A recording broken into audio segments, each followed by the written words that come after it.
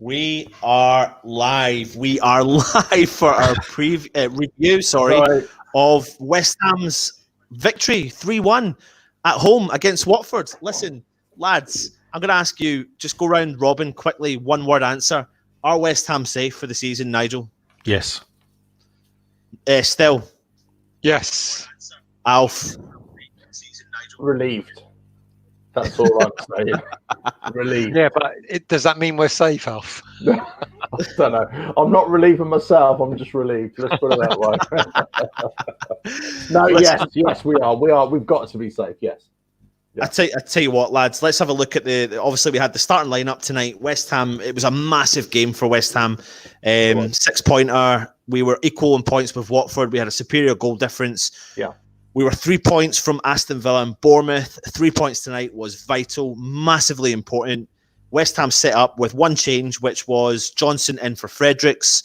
Nigel, what was your take on the team selection and in particular West Ham's first half?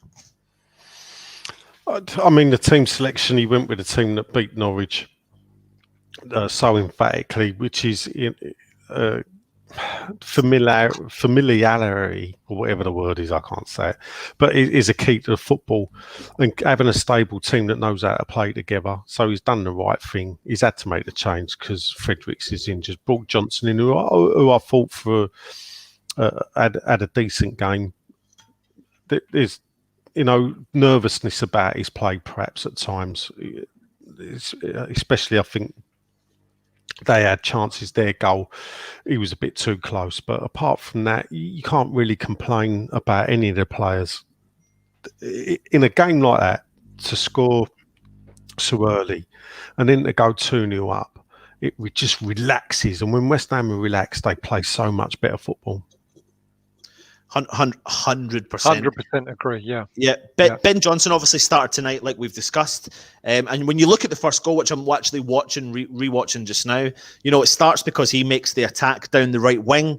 Okay, he loses the ball, but the players pick it up. Souček picks it up, finds Fornals, and that finesse of an assist. Alf, talk me through that goal in particular and the confidence boost that will give Fornals. Well, I think it was a great layoff, and I think the movement before then was great as well. I'm just getting back to Johnson as well. There are a couple of issues with this game. Going forward, he's a little bit like Ngakia in that he's great going forward as well. He's always positive going forward, and I just hope that he gets more game time now just to develop him as a player. But he was great tonight. He made a few mistakes. He left himself wide open at the back a few times. But the ball came into Fornals, and it was just a great inside pass layoff to Antonio. He sort of ran around the defence a little bit. I was almost wondering, was this going to be offside? Because I didn't get the right angle at the time. But then a great shot from Antonio. And I've got to say, the Antonio shot, if you said about 10 games ago, he would have either just miskicked it, it would have gone way over the bar, or he would have hit a corner flag or something like that. But in the last few games, because he's got the confidence now, he's finding the target. I'm not saying he scores with every shot, but he's finding the target. And it was just a great finish, an absolute great finish. Beautiful pass. Still, Project Restart has seen Antonio pay West Ham back with 7 goals. Now, albeit 4 of them came in one game, but, he has scored 7 goals in Project Restart. Now, I'm watching that goal over and over and over again, and I'm seeing a confident Antonio up top. I'm seeing a player that's finding... We always know that Antonio can get in those positions, but the thing is that his finishing hasn't always been 100% top-notch, top level. But if you really look at the position he got himself into on his left foot, I mean, he takes it fantastically well. What is it with Antonio that West Ham just, I think I know he's not a striker, but like with any player, once they're given the confidence to go out and do what they're asked to do, and Antonio's been asked to play a striker role, when you're given that confidence, all of a sudden your touch gets better, your movement gets better, your awareness gets better, and we were kind of criticising Moyes because he wasn't playing a striker, and then he pulls it out of the bag, doesn't he?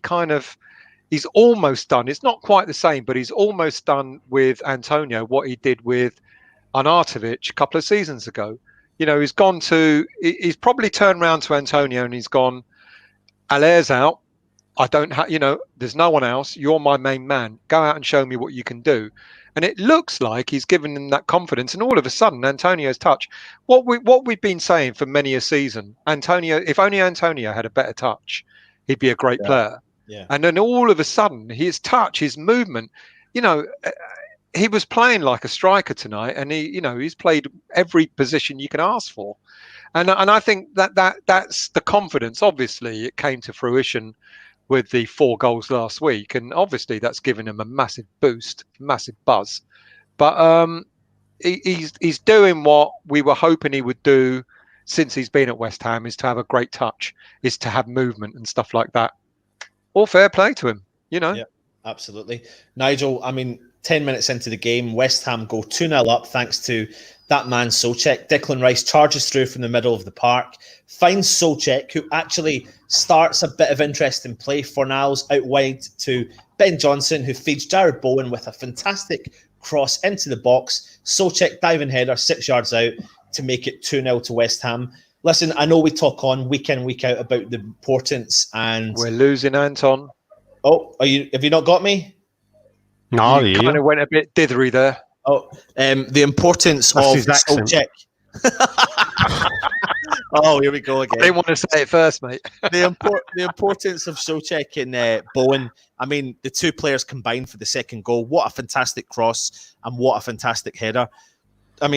Souček. He's he is my man, Nigel. Talk to me about him. What is your thoughts about Souček in particular? I know you said before you didn't really know a huge amount about him.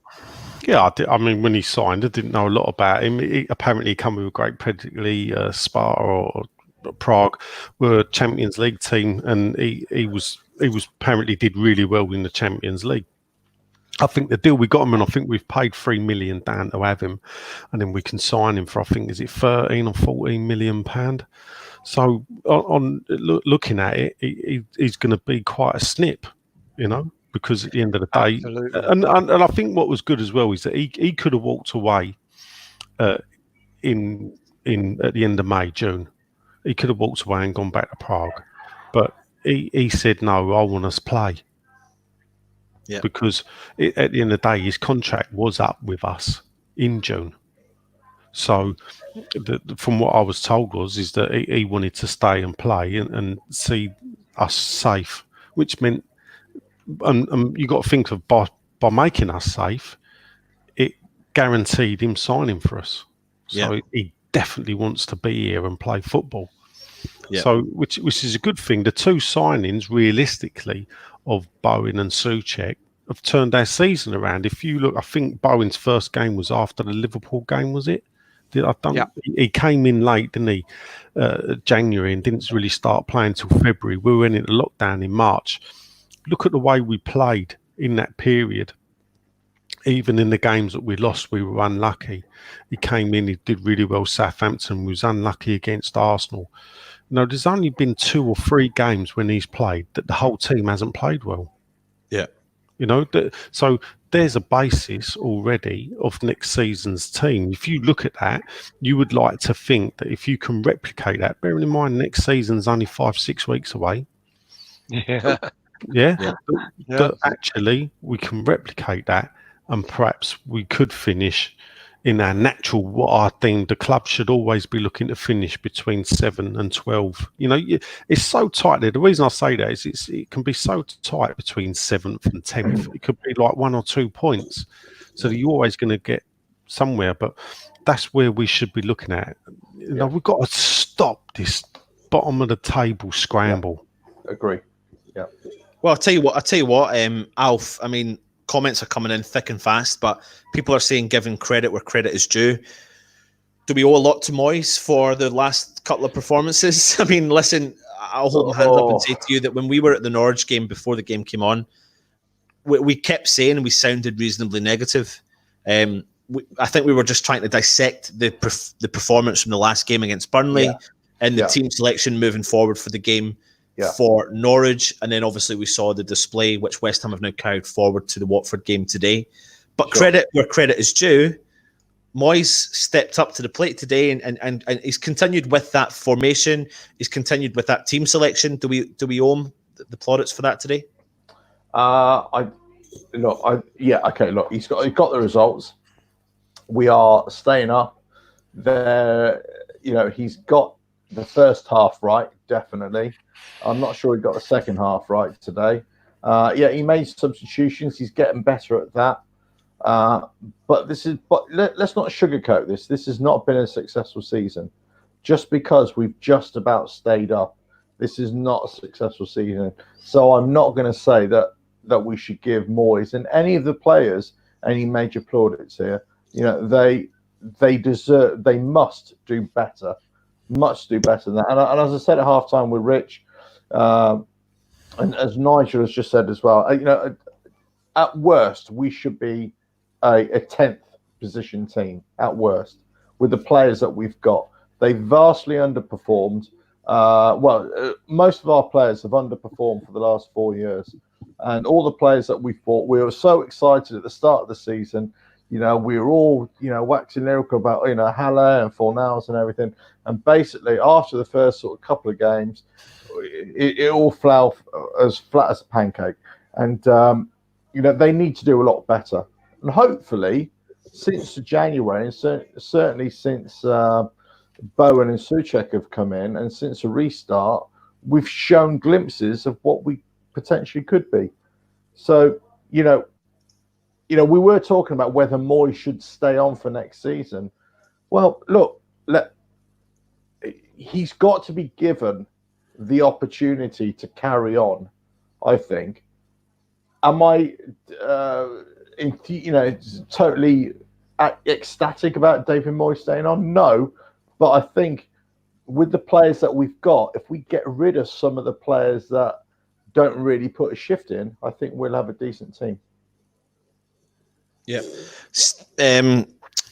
Still, next up, Declan Rice collects the ball deep within the Watford half, shoots from distance, bottom right-hand corner. Great goal for West Ham. How important has it been? I mean, is there theory behind the Mark Noble, Declan Rice, Souček triangle that's going on? I mean, what's your take on that particular thing? If you watch the replay and you look at when Souček scored, the one thing he did before he moved into the penalty box was he looked behind him to see who was covering, and then he moved forward. So there is definitely a dialogue going on between those three to say, I'm going up ahead. Who's covering for me? It's really interesting. You catch it at a glimpse.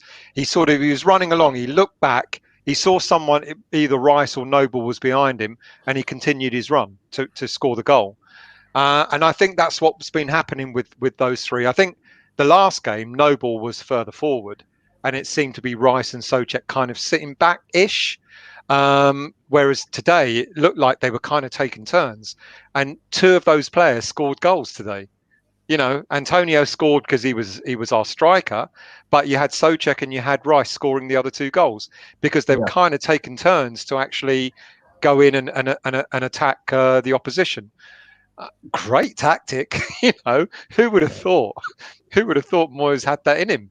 Because we criticize him an awful lot, but we don't give credit where credit's due at times, and you got to give him credit. And I'm really going to be interested now to see what he's going to do with his squad next season, because I think Jazz put a comment up there earlier. Is it true that Anderson's going? Wouldn't be surprised. And if we get 35, 40 million for him, I don't know, 30 million for him, I don't know, mate. I'm guessing. But whatever we get for him, hopefully that'll be invested in the squad. And if he goes out and buys two players similar to Bowen and Souček, he's got each of those players he's got for under 20 million each. And if he goes out and spends the 30 million he gets for Anderson for two Championship players like Souček and Bowen, we're laughing, aren't we?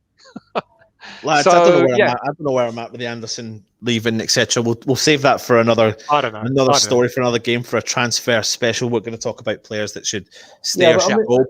But let's just address Anderson for a minute. You know, he's the one player that we've had that should have elevated us to a new plane when he arrived. He should have been that one player that we thought, we have a world-class player now, or potentially could be a world-class player.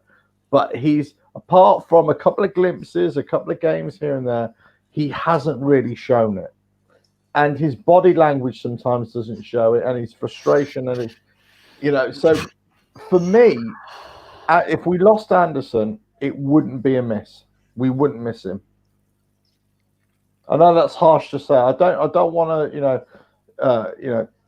be mean to the lad, but purely based upon his performances and the benefit that we've had whilst he's been playing, I don't think we've had a great deal of benefit from Anderson being with us. So if we can replace him with a young, hungry player, I think we'll be better off for it.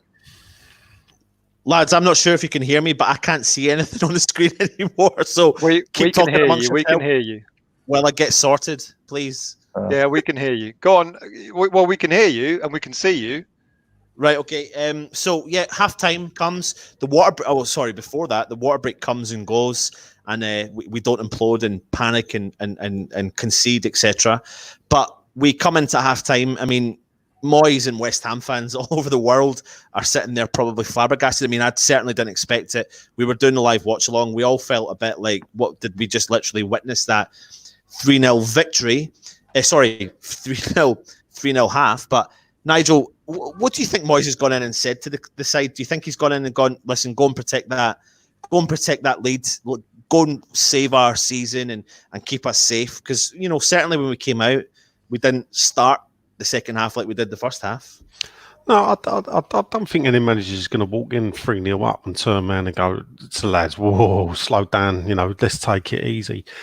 You got to look at the Watford manager is going to come in and make changes, and that'll be the difference. Moyes will probably be, I would be pointing out to him that you have to remember that Watford come out, they've got dangerous players, make sure we don't concede early, keep it tight, build from the back and see if we can catch them out. They're going to have to push forward now. Can we get behind them? As it is, they did get the early goal. But then again, we didn't really panic. I mean, even though there was a lot of sustained pressure from Watford in that second half, the defence stood up. Ogbonna, and I thought, had an outstanding game for me. Stood up to everything that they threw in there. And the longer it goes without them getting that second goal, you could see the energy was just draining out of Watford. Totally agree. Absolutely agree. And I know we have our banter with Ogbonna, but you've talked an awful lot about having someone being in control, in demand at the back, and I think over the past month or so, Ogbonna has shown that. And actually, no, that's unfair on him. I think this season, Ogbonna has shown that. He has kind of really sort of, Ant's gone, but we'll carry on. Ogbonna has kind of shown that the sort of form that you'd want from a centre-back, demanding, commanding, and all credit to him, because he's had his fair share of criticism. And you got to. It doesn't matter whether the season's been bad or not. And ironically, I think it's more important when a season is bad. That's when your defenders have to really show some form. And I think Ogbonna is a much maligned character, and he's done that. He did that tonight with aplomb. He really defended well.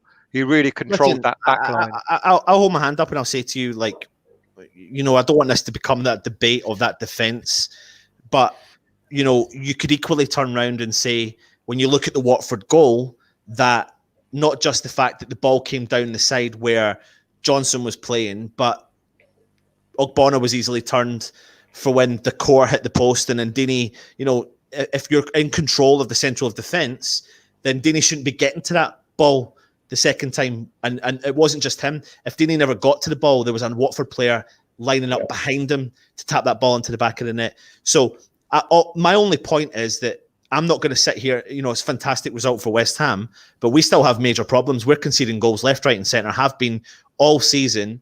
And I just don't think it's great when our defender is potentially going to come out at the end of the season with a hammer of the year when we've conceded consecutively for 3 or 4 seasons, nearly 60 plus goals every single season. We have problems in our defence. And I'm not trying to be negative right now, but this is where we need to strengthen. Not just the full back, not just, for me personally, the full back, when I look at Johnson tonight, I think he's come on and done a good job. We've got Fredericks there. We look at the left back. I thought Creswell had a good game tonight. I think he needed that good game tonight. And joking aside, I think Masuaku, for me personally, who'll do the job as a backup plan if we need him, if we've got another young lad coming through the ranks. But for me, we need that to solidify that central defensive pairing. I'll give credit where credit's due. I think Oggie's done all right. I don't know if he's got man of the match tonight because I looked at Antonio and I thought that guy's ran himself ragged all over the shop tonight. And to be honest, if he's not created the space for the other players to come through, my dad came on at the preview and he said it's going to be a game one between Deeney and Antonio. The two of them do cause bother, and Antonio just caused that defence bother all night tonight.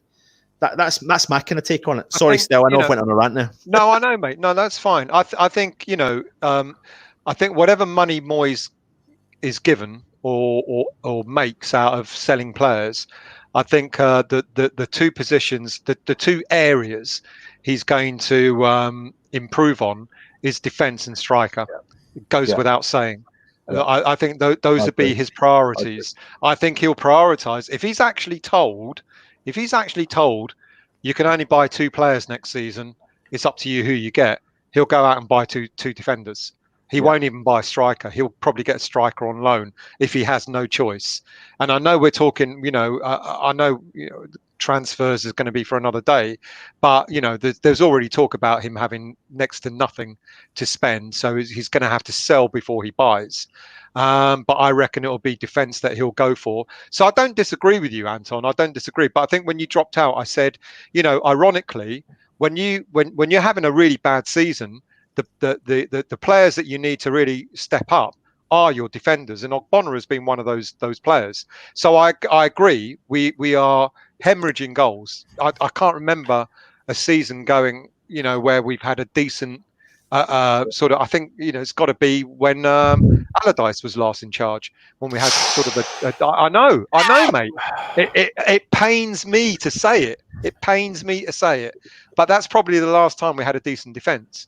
And since then, Bilic wasn't a great defensive-minded, and he's a bloody defender, and he wasn't great defensively minded. Moyes, all right. Pellegrini certainly wasn't. So he will go out and buy defenders. I don't think there's any doubt about that whatsoever. And it wouldn't surprise me if we actually sell 1 or 2 of our, defenders, Fredericks, Masuaku, 1 or 2 others. I wouldn't Balbuena. It wouldn't surprise me, and he'll probably go and strengthen in that area first and foremost. But when you need players to step up, and at Ogbonna, the reason why I like Ogbonna, he can be caught out of position and stuff like that. The reason why I like Ogbonna is because he doesn't shy away. He steps up. He tries his best. He's not the best defender in the world, but he steps up. Yeah, smirk all you want, mate, but it's fact. I think we definitely need defenders, or defenders. If we could get another left back and another right back, yes. And I think if we can get another defender there as well, just add a bit of competition. But that's depending on whether we keep all of our existing players as well. In midfield, you think, we have some good players there as well, and then up front, just another striker. I agree. So it's kind of, in many ways, I kind of think exactly the way Moyes would think right now. Is actually just shore it up at the back, and we just work on going forward. But if we've got this current group of players that are playing right now, if we can just build on what they are and keep the momentum going with those sort of players, with the likes of Bowen and Souček, then I think we'll be in good stead for next season. I think we'll start to do quite well. It's only if we start overstepping ourselves and start trying to run before we can walk with the likes of quality players in inverted commas, and then we start forgetting all the basics, and it's the old adage, isn't it? You get a team of average players, but if they're playing like a team, as a team, the chances are they're going to beat a team of talented individuals, because there is no team there. And I think that's what Moyes has to do now. He has to really work on getting this squad together, this galvanizing them, and getting that real understanding, as we talked about with Noble, Souček, and Rice. That kind of thing all over the park, though. A greater understanding. I think the understanding in the back four has definitely improved over the last few games. Certainly since the restart. I think we've done better defensively, and you could argue we were starting to do better defensively before before it all stopped anyway. But I think that's where he has to look at. He has to look at the way we're playing and the way we're playing as a team, because you could argue for the last sort of 4 years we haven't really played as a team. I think the one thing I disappoints me with Moyes. We shouldn't be negative. We've just won 3-1. We've just secured our Premier League status. But the one thing that disappoints me with Moyes is that he makes the team sit back. We absorb pressure in the second half. I guess you could say, well, the game was won, so it didn't really matter. But it kind of brings it on a little bit, doesn't it? It worries me that he has a tendency that seems to be his natural game, that he's quite happy for the team to sit back. I don't know what you guys think on that, but let's not forget, like the first time, Moyes was brought in to rescue a season that was going down the toilet. So, whether we like him or not, he's actually achieved that, like he did the first time, and now he's done it now. He's achieved us staying in the Premier League. Okay, I know it's mathematical, but we are going to stay up, right? So I think we can only judge him now on a full season. That's how we can do it. We start afresh with a new season, and we see how we do, whatever players he brings in, or what he's allowed to bring in, and how he sets up and how he starts playing. And if we can see some positive play from him, then I think we've got the right manager. If we're faltering again, I think obviously we've got the wrong manager. So we have to see this season out, which we have done. Now it's about next season, giving him a run. Let's see how he does. Nigel, do you've got the lockdown that happened before the lockdown? West Ham had a run of a couple of games where we played well. Then that came in. We had a 4-month break.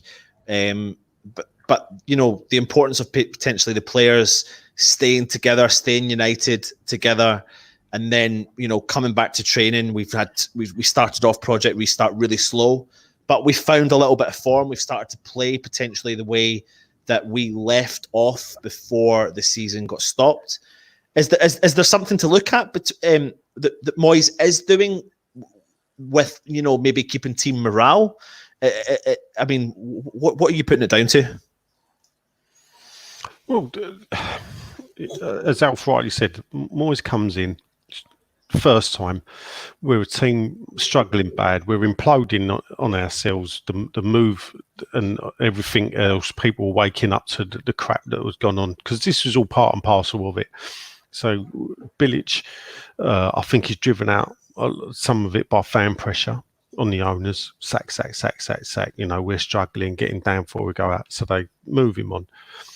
When you call for manager to be sacked, you don't, because we're fans, we don't get the right to actually appoint the next manager. We have to rely on the owners to do that. They bring in Moyes, he's there. His masterstroke was taking on Arnautovic, putting him up front. The goals started flowing. It started with that Stoke away game where Stoke fans got on the back of Arnautovic. And then it built from then. Then we decided to go Pellegrini. I must admit, when they got rid of Moyes first, I thought it was harsh until they said, well, we're bringing in Pellegrini. And you think, well, I can see what you're doing there, to be fair. Next up, then, we go through Pellegrini. He gets all the money to spend. That's an argument for another day, who did what and why and when. We'd then have to go back to Moyes. It comes in the end of the year, December, when we've won a couple of games, but we've lost a few games that we should have won. They bring him in, and it takes him time to get these players used to playing Pellegrini football to playing Moyes football again. You could see that was starting to work in the March, and then lockdown turned up. So, I mean, last week, 7 days ago, before the game kicked off, people were screaming for him to be sacked. Let's get this right. On social media, it was awash with people saying, sack Moyes, he's useless. He's brought no ball in. What's he know? And a week is a long time in politics, mate. It's a bloody long time in football as well, when there's 2 games of football to be played. Yeah. There's a lot of people. I think we've just got to. I think what West Ham needs, and I've never been an advocate of this, it's a bit of boring football. And I was never an advocate. I never wanted Allardyce. But I think what it is on and off the field, it's been such turmoil since we got to Stratford. Yeah. That, we need something to believe in. And it may be just a bit of mid-season mediocrity and a nice cup run, not getting knocked out by a League One team. If David Moyes can do that, then, all well and good. Let's see where we can go. Look at that comment there. A lot of players forget Moyes is a talented manager. You don't win LMA Manager of the Year 3 times if you're a mug. And maybe a lot of people have been harsh on Moyes because they look at what happened to him when he left Everton. Took a massive gamble leaving Everton, safe job, going to Man United. And then from that moment on, he just got crucified, and he was classed as a rubbish manager. And we all know the true fact is that he went to Man United and he had to manage a rubbish team because that's what Ferguson left him, and then it just all sort of went downhill from there. So he wasn't my first choice. I've got to be honest. He wasn't. When I heard that Moyes was coming in the first time, then was coming in the second time, I wasn't that enamoured by it. But I got carried away with we're going to be top 6 with a brilliant manager and Pellegrini's coming in and all that rubbish, and you fall for it. And it's the irony is, we all fell for the stadium move. I know you didn't, Nigel, but we all fell for the stadium move, and then we all fell for the Pellegrini move, and it happens, doesn't it? Every few years, the board come up with another one, going where this is what's going to take us to the next level, and then we get let down because it's not quite the right thing. So let's give him a chance. I think he's earned it. He's earned it twice now. Let's give him a chance. Let's stop getting on his back and let's see what he does. Is he my first choice? No, we still are, and we still have up until potentially now fought a really bad relegation battle. We're still conceding goals. We're still not, I know we've performed recently well, etc. But the one thing I've talked about and gone on about for years with West Ham is consistency. So consistency in team selection. I think this is the first time, apart from the Fredericks substitution, that West Ham have gone into a 3rd or 4th game in a row, potentially, or 3 games in a row with the same team. That I can think off the top of my head. We changed Yarmolenko. Game in a row. The second game in a row. Yeah. So, we always go into each game not 100% sure what team selection is going to happen. And then I look at the back 4 in particular. We went through years of constant chopping and changing. It was either Creswell dropped for Masuaku dropped for Creswell, Diop, Balbuena, Reed, Declan Rice dropping back into the centre-half pairing, Fredericks, Ngakia, Johnson, Zabaleta. There's so many inconsistent team selections. Now, West Ham finally, 2 games in a row, showing a bit of consistency and giving a bit of favouritism to the manager, giving the support to the manager. That's something West Ham need more than anything. And I suppose, Nigel, that plays into the lap of, is that the boring West Ham couple of seasons we need to try and progress as a club? Yeah, I mean, Stell's just gone and said, he felt, he believed in this and he believed in that. And I think Stell needs to go and get his bird's mirror and have a look in it. And because that's the person to blame for believing it. Because if you sit there and listen to them and get carried away with it, that's your own failing. Yeah, I agree, mate. I don't deny it at all. I don't deny it at all. I mean, still, you're older than all of us probably put together. Quite a lot, Nigel. Yeah. So you should know more than anyone that West Ham. I mean, if you look back at the last 40 years of top flight football for West Ham, if you can get 5 seasons with positive goal difference, I'll be surprised. Yeah. So, but this is a long term. Yeah, is it we concede too many goals, or is it we don't score enough goals? Now that's the $10 million question. We concede too many. I mean, like I said, I did say the last time we had a decent defence, and I hate even saying it, and I know it makes you cringe, is when Allardyce was around. Sorry, you didn't find the race, Nigel. Good evening, CTL. How are you? Canning Len, just to let you know, mate, the 3 of us have agreed tonight that we're going to be in contact about getting ourselves a couple of cheeky portraits. So, in other words, he wants his free, and we're happy to pay. No. I don't do nothing. No.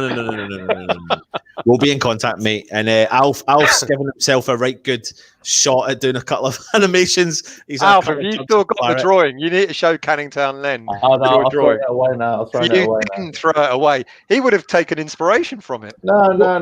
What background you going to have? I don't want to embarrass him. I just don't want to embarrass him with my artistic talent.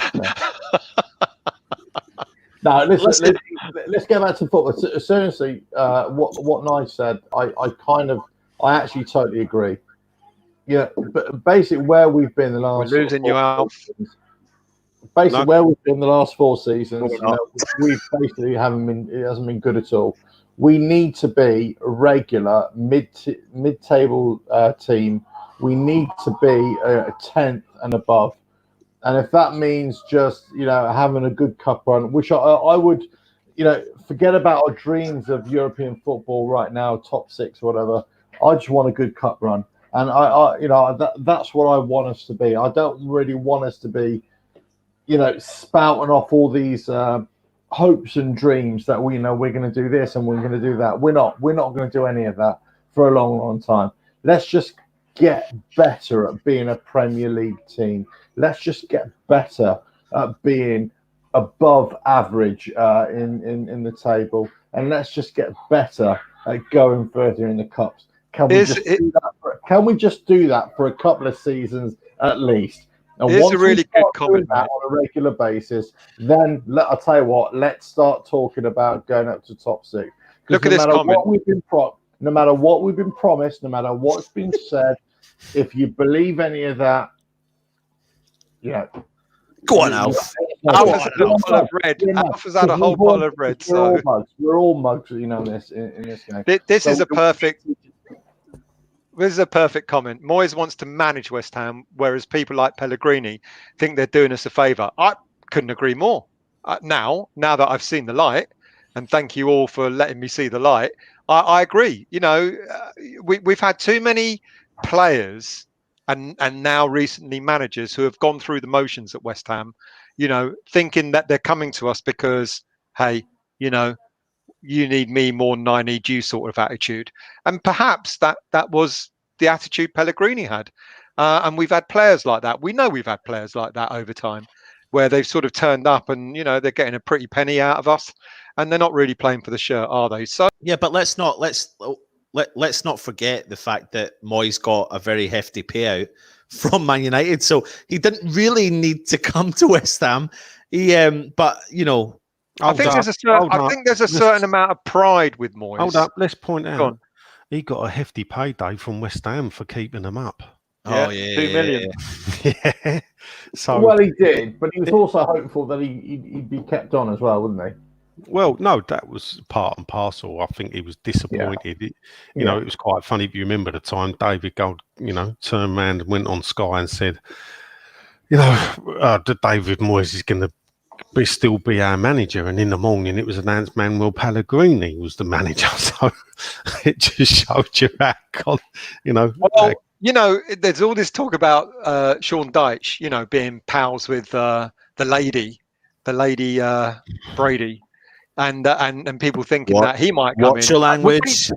Would they do it twice to him? Or the Nigel, board? watch your language, mate. They couldn't. They wouldn't, would they? They wouldn't do it twice to him. No, they just couldn't. Not that now that we've stayed up. No, I can't see that happening. Well, we stayed up last time and they promised him, but they didn't. They shat on him then, and would they do it again? I mean, give him a chance. I want to. I think you guys are right. I think we need to. I really want us to do. I want us to get to a cup final, and I want us to have. It doesn't matter if we're mid-table next season. If we have a good cup run, still, Alf, Nigel. I tell you what, mate. Moyes' decision to bring in Bowen and Souček is enough for me, to be honest. Unbelievable. I mean, I can't get my head around Souček. I couldn't find the stats, but there's some crazy stats talking about the amount of running that Souček has done since Project Restart has kicked back in. He's top in the Premier League. He covers so much ground in that game. I don't understand why other clubs have not sourced this guy sooner rather than later. I don't know what the story was behind him coming to West Ham. Nigel, maybe you know something. I don't know if you do, but whatever they found a gem, a diamond in the rough. And you know what? It wasn't even in the rough. Well, the problem with this club, sometimes with the fan base, is we can get, because of the way the ownership run the club, we can get too hung up on who brought this player in. But that comes from the fact that the owners in the past of rubbish managers were going, well, we picked these players up that were good, and he wanted that. He came to me and insisted, and it started the day they walked in the club when Zola said to them, "You get me Benny McCarthy, and I'll keep you up." Well, they got Benny McCarthy. Zola kept us up. Benny McCarthy, but who ate all the pies? But guess what? It was nothing to do with Benny McCarthy or any of the other players. He sat in the back eating the pies. So, Benny McCarthy was actually quite a good player. Yeah, well, do you know what? Not for us, though. Do you know what? That was typical West Ham. I'm sorry, we're going back in the history books here. Benny McCarthy was a good player, but if West Ham signed Benny McCarthy when he was a good player, that would have made a difference. When West Ham signed Robbie Keane, albeit fair play, we could sign these players when we have the chance to do it. Anyway, that's another topic for another conversation. I've had quite a lot of rums. So, should we knock it on the head there, lads? Yeah. Well, we haven't talked about the game, have we? I think we have. Everything else, we won 3-1. What else do you want us to say? Who scored? Antonio, Souček, and Rice. I tell you what. Rice scored a worldie. They scored one. That's it. I tell you what. Let's do a brief roundup. Let's go around the room and go. Man of the match, etc. So for me personally, my man of the match was Souček. No, sorry, not Souček. Antonio. He ran his socks off. He caused them problems. He drew the defenders out, the Watford defenders out, to allow the other players to come in and get the opportunities that they had. So for me, it was a no-brainer. When he came off the park, he was absolutely done in. For me, Antonio. Nigel? I'll go first half man of the match, Souček. Second half man of the match, Ogbonna. Because it was a game of two halves for West Ham. Yep, cool. Alf? It was a game of two halves, but I'm going to go Cresswell. My man of the match. Oh, yeah. I'm not having you lot of dissing Cressy. No, Cresswell. All day long. You stick your O'Connors and your Součeks and your Antonios. Cresswell. Still. Yeah. I'm going to go for... Cresswell. Well, it is interesting. Well... Cresswell. He played well. Cresswell played well. Thank you. Leave it there, Cresswell. But I think Ogbonna, because I think we invited pressure on us in the second half, and he kept us together. So for me, it was Ogbonna. Had Moyes not changed tact, and you can smirk all you want, Anton. Yeah, we'll just ignore him now. We'll carry on. When Ogbonna wins Hammer of the Year, you'll be laughing on the other side of your face, because he will win Hammer of the Year. Right. And the nearest one to him would be Antonio, but it will be Ogbonna. Who? Snodgrass would, for me, if Snodgrass was still playing fit, he would win. If he was still playing, not necessarily. I think we forgot the effort that bloke put in when we were playing badly. He was the one player that used to turn up and really give it effort. Absolutely. He's one of my favourite players, Snodgrass. Yeah. But no, I mean, but I think you hate him. You don't like him at all. I used to hate Snodgrass. I used to hate Antonio. I used to think they were both rubbish. And they've pulled it around. They've really turned it around. You better get that mirror out. Listen, let's do a roundup before we go. At least I accept when I'm wrong. Unlike I'm never wrong to accept it, so that's I'll go straight over to you. Alf, give me your rundown of tonight's game before we leave.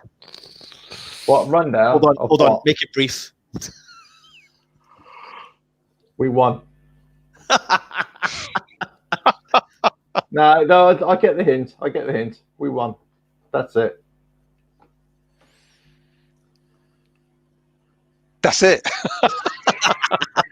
Nigel, give me a brief couple of paragraphs, couple of sentences. No, what Alf said. Nigel, what Alf said. Yeah, we won. We did what we had to do. That was it. Well done. That was extremely short and sweet. Still, what can I say? We're safe. We won. We did what we won the game. We won it convincingly. Brilliant.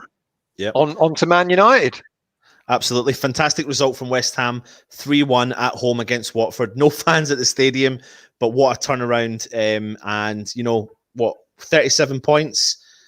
It's not great, but if it makes us safe, who cares? We're into the Premier League next year. That's the main thing. Let's hope we don't have a disaster over the last couple of games and teams get results and they do this. They swing these goal difference around, etc. Anyway, lads, thanks very much for joining us for the review. We've been on quite a lot for tonight. We'll be back for whenever the next couple of games are. I don't know when they are, but we need to look them up and make sure we get on, and we'll do it that Wednesday way. night, Man U. Yeah. Nigel, thanks very much for coming on again, mate.